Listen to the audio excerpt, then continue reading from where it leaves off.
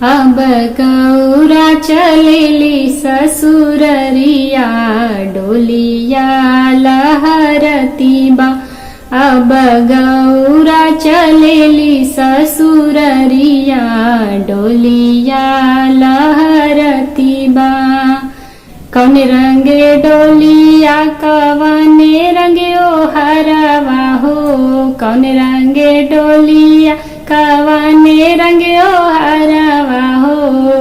अब कौने रंगे गौरा के चुनरिया डोलिया लहरती बा।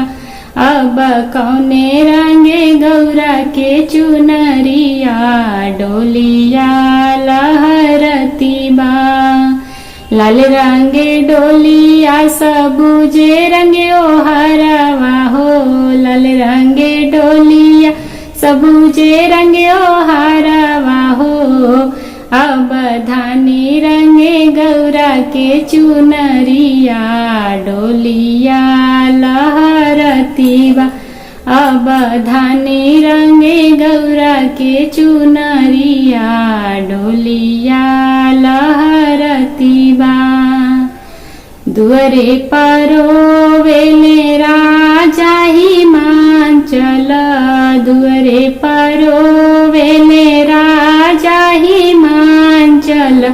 अब अंगने में अली महामरिया डोलिया लहरती बा।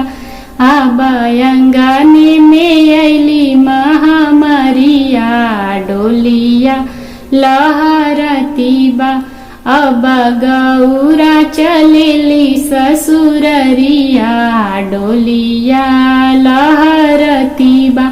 अब गौरा चलेली ससुररिया डोलिया लहरती बा।